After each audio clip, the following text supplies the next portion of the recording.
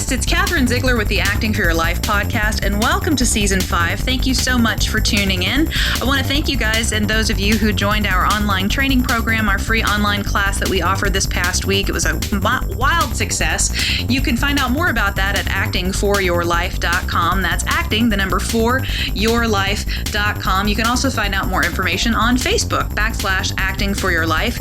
Today's guest is a wonderful guy, a family friend, and someone that you actually may have heard about very recently in the national and international news. He is Dan Canon. Dan is not only a fantastic lawyer, but also a wonderful musician and an actor and a dear friend. And I want to welcome him to today's podcast. Thanks for joining us on the Acting for Your Life podcast, Dan. Hi, Catherine. Your listeners are going to be awfully disappointed if you built me up like that. But I do appreciate it. What a nice intro.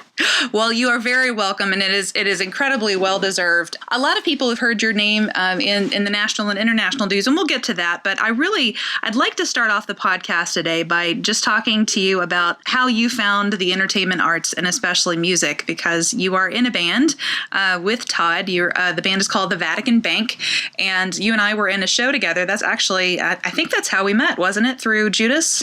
Yeah, I guess it was. Gosh, that's been a while back now.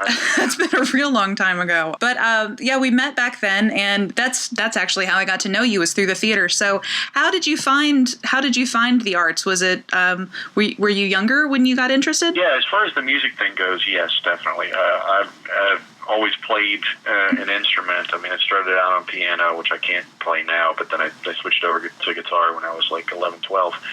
And I've been playing since then. Actually went to music school and then taught for a long time. And so I was doing that, playing in bands and teaching professionally for about 10 years before I went to law school. Oh, wow. I didn't know that. So where did you study when you studied music? So I did a lot of summer programs when I was a kid. A place called the National Guitar Workshop, which unfortunately is no more. I ended up teaching there for a couple of years, too, and we really missed that place. And I did a summer program at the Berklee College of Music. But then when I got out of high school, I actually dropped out of high school when I did not even make it to my senior year. Got my GED and went to the Musicians Institute in Hollywood. Oh, okay. And how long were you there? Almost 2 years. And what happened? So you go to the Musicians Institute. Did you start gigging around, or what was the next step there? Well, sort of. I mean, I was there mostly just as a student and to kind of absorb the music culture, I guess. I think we did some limited gigging, but I was just there as a student, and I'm sure as plenty of your folks know, may not make any friends by saying this, but LA sucks, especially when you don't have any money. And I was just, of course, I was flat broke and just trying to get through my classes. So, that it's not a 4-year program. It wasn't a 4-year program at that time. It was just a certificate program. This is like the mid-'90s. Mm-hmm. So, went through that, met a lot of really cool people, and learned a lot about music, and learned that I really was not a California person. And then came back to the Louisville area and was teaching for about 10 years after that. So how did law fit into all of this? Yeah, that's a good question. I think like most lawyers, I don't have a satisfactory answer to it. I mean, I think like most lawyers, I went through school, and I got a useless 4-year degree in like religious studies and modern languages. And you're like, well, I'm kind of good at this school thing, so what do I do now? And then you hit the big career default button and go to law school. And I went never really thinking that, because I was always kind of like on the do-gooder side of things. When I was in undergrad, I was the chair of Amnesty International, our local group, and then just doing lots and lots of work on police brutality and the death penalty and all that stuff. Mm-hmm. And I'm like, well, I would kind of like to keep doing that, and it seems like I could further some of that with a law degree, but I never, in my wildest dreams, thought that I would end up being like a trial lawyer, like a litigator. Mm-hmm. I figured I'd probably go to work with some nonprofit organization, and lo and behold, here I am litigating cases a decade later. So, the best laid plans, I guess. Now, I mentioned in the intro that people might know your name from the national and international news. You recently brought a case to the Supreme Court. Tell our listeners about that. Yeah, sure. The case name, as your listeners probably know it, is AFYL versus Hodges. It's the marriage equality case, which is actually a consolidation of cases from 4 different states, Kentucky, Ohio, Michigan, and Tennessee. And in 2013, there was an opinion called Windsor versus the United States that said the federal government has to recognize same-sex marriages that are validly performed in states that recognize it. So the thinking at that time was, well, this is sort of the first step to achieving full marriage equality in all 50 states. And we had clients at that time say, well, look, we have a right to have our state recognize our marriages as well. And so we litigated that for about 2 years, and to make a long story short, we got a very good result just about a month ago in the United States Supreme Court, as I'm sure most of your listeners know. We certainly did, and congratulations on that. We were all so very proud of you and your team. What was that process like for you as a creative person to prepare for something like that, and then to head up to Washington and actually be before the Supreme Court? What in the world was that like? Well, geez, I don't know. I mean, I don't know that I can speak to it necessarily as a creative person. Just as a person in general, it was insane. And I don't think that there's anything that could ever possibly prepare somebody for that sort of experience. Even if you've been up to the Supreme Court, most lawyers haven't. Even if you've been up to the Supreme Court 100 times with a case, that is something that the media is consistently calling the biggest civil rights case in a generation. So it's all, sort of not. It's still, even now, a month after we had the opinion, it's still not quite real to me. I guess I don't know how else to describe it. But, I certainly don't know how to put it in words. You have an amazing family, and you've got all of this going on in your life, in your career, and then you've got the band. How much of a release is it for you to be able to just get together and play gigs? You guys have been playing before the shows for Kentucky Shakespeare. We've really enjoyed that. How much of a release is that for you to be able to just play and sing and perform? If I'm going to be perfectly honest, like leading up to a performance is very, very stressful. Yeah. And I don't find that I don't find the process of like getting together and rehearsing. I mean, once we're there and rehearsing, it's fun because I love all the people that are in the band and we're having a good time. Sure. But just like and when we're doing the actual gigs, that's fun too. But the actual leading up to it and trying to herd the necessary cats to get all the people on the same place at the same time, making sure you remember all the songs that you haven't played in a month, making sure that you still know how to play guitar if you haven't played in a couple of months, maybe, and that's what I've been going through this last year. And it's, to be honest, it sometimes feels like an added chore. But then when you actually get into it, or you remember, oh yeah, this is great. This is why I love doing this. Yeah, I can totally relate to that. We've had a couple of instances where I've needed to perform or something or be away from the family and do that. And the process of actually trying to get all that together, as you say, herd the cats and get everybody in the same room and on the same page can be so incredibly frustrating. And thank goodness there's the payoff. Yeah, well, of the performance. People coming back to theater, right? To live theater is that you go through the rehearsal process, which is, by the way, a much different rehearsal process than just rehearsing as a band member. Sure, yeah. When you're in a band, you get together, maybe once or twice a week at the most, and you get together a little bit more in advance of a show, and that's it. When you're doing the theater thing, you're doing 3 or 4 rehearsals a week, maybe, and then more when you get into your tech week. And it just seems like such a freaking drag towards the end of all of it. And, you hate it. And at least this is, I guess I should only speak for myself. No, I'm right there with you. Don't keep preaching. I'm there. It's a common experience, right? Yeah. So it's awful leading up to it. And you're ready to never do another show again. And then you do the actual show and you're like, yeah, okay, this is great. And then you forget about all the bad stuff and sign up for more. So you've told us how you found music and then law. Where does acting fit into all of this? Oh gosh, I got dragged into that kicking and screaming. I don't consider myself an actor at all.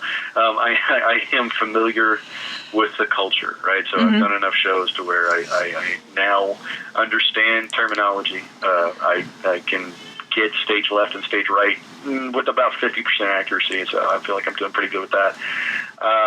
But it's just something in like 2009. I started doing. I did a show with the Specific Gravity Ensemble, which is no longer a thing, unfortunately. But they were doing elevator plays. I was with somebody at the time that goaded me into doing it, and and I read, and they gave me a bunch of roles, and I don't know why. But I mostly get cast as supervillains, I guess, because of the lawyer thing, probably. And so I did those, and it was a blast. And as a result of doing those, it's when you're a male in your 30s, at least in our region, you don't ever stop working, even if you want to. I mean, I would have probably unlimited acting work if I wanted it, and I don't know quite why that is, but I guess there aren't enough of us doing it. And so I got asked to do a bunch of shows. Based on just doing that initial show, and one leads to another, and I would like to do it a lot more, but I just don't have time for it. I've worked with, in the past, especially when I was in New York, I did a lot of private coaching with lawyers, and to help them with their presentations and to be able to walk them through breathing and relaxation and how they present themselves in front of a crowded courtroom. How much of your time in front of a jury, in front of a judge, with your clients, how much of that, and I don't mean to say this kind of in a negative way, I'm trying to bring it full circle here, but how much of that feels like performance to you? Are there any likenesses to being on the stage when you're speaking in front of a jury? Yeah, I mean, there is a certain theater to the thing, and I'm glad you asked me that. I mean, some of those principles really carry over from one world to the next quite nicely. Like, and if you go to do, for example, you go in an audition, you do a cold read. I mean, that's a lot like giving an argument off your notes. You know what I mean? At least for me, anyway. That's kind of the way I approach it. If I'm going to do I do a lot of appellate work, so if I'm in front of a panel of judges, you start off someplace, but then it becomes very improvisational. So, those improv skills come in handy too. But you start off with just your basic outline. You get kind of sketched out what you want to say to begin with. You're sort of looking at your notes, but not really, because you want to focus on what the judges want to hear. You know what I mean? You focus on their reactions and what's going on in the room. Sure. Or in front of a jury, all that stuff applies too. So you're not necessarily reading a script the way you would cold read for an audition, but it is sort of a combination of doing a cold read and improvising a little bit too. So I think that those skills all translate quite nicely. How do you find your moments of balance with your life and career? What does Dan Canon do in order to be able to survive the hectic schedule, handle, being a lawyer and a dad and in a band and all of the things that you do? How do you find balance in your life and career? I just try to have fun with everything. I try to have a lot of fun with things, and there's a lot of different.